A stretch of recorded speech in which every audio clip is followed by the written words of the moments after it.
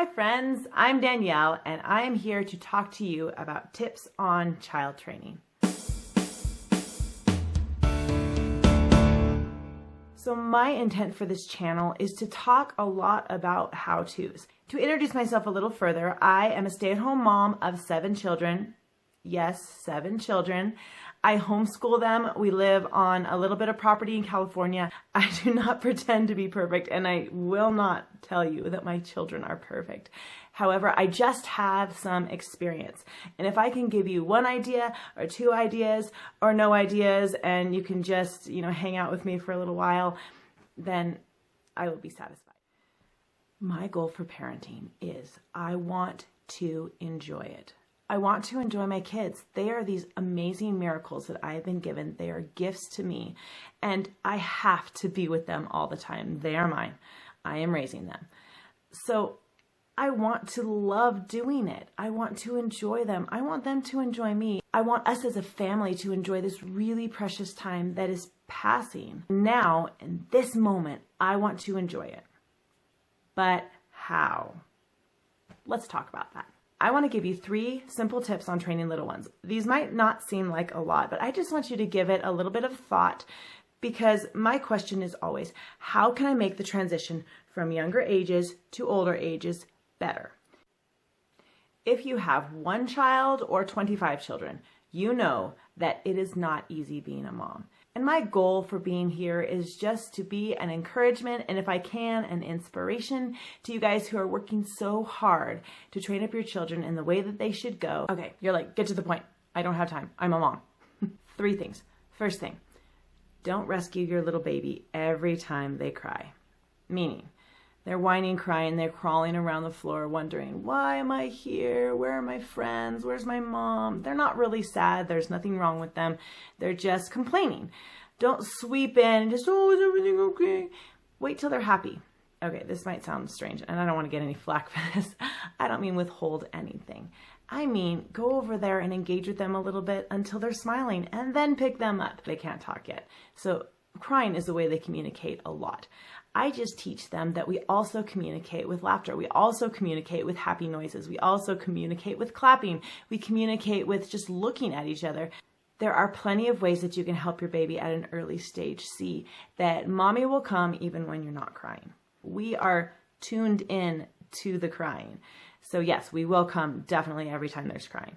I like to practice picking up the baby when they're happy and then putting them back down, just giving them lots of love when they're happy as well. In the same way, if they are taking a nap and they wake up kind of grumpy and crying, and you go to get them in their pack and play or in their crib, and instead of just swooping in, picking them up and comforting them, I play peekaboo. I tickle them. I get them laughing, or I get them engaged in happy behavior before I pick them up, and then we have our cuddles and we have our snuggles.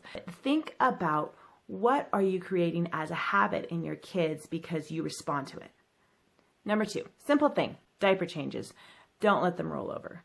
When your baby's really little, they don't care to roll over, they don't know how to roll over, but when they start rolling over, then they decide, okay, I don't want to be on my back anymore. No, I don't want to be getting my diaper changed. No, I don't like those cold wipes, or whatever it is, and they start rolling over. Just don't let them. But how? They are really easily distracted, so just roll them back over, tickle them, engage with them, point to their nose. You guys are good at this. You know how to distract your baby. But just don't let them. And as they get older, continue that precedent. Nope, we do not roll over. Nope, where's your belly button? Simple things. Number 3, bedtime and nap time. Every time I go in to take my baby, I have this little ritual where I say lay down, and I have them lay down their head on my shoulder. Well, that's great. That's easy. How? You start this when they are young enough and tired enough to just be like flopping on you, and it's easy. If you're starting it a little bit later, which you certainly can, wait till they're tired and then just rock them and sing to them and just keep encouraging them to lay their head down. Typically, your little people are laying their head down on your shoulder. They love that cuddly, cozy feeling. My baby particularly likes to put her face right in my neck, and that's just the sign for me that she is ready to go down. Right now, my baby is almost a year, and she is really fighting me on this. So we go into her room, and she immediately starts crying. She never wants to go to bed. Never. Even she might be exhausted, and she would rather not go to bed. So I just keep saying, lay down, lay down. And it takes her about probably 30 seconds before she's like, wah! And she just lays her head on me.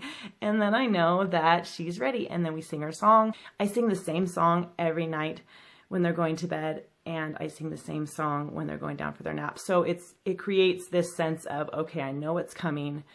It's just a very important and special ritual that we do before bedtime.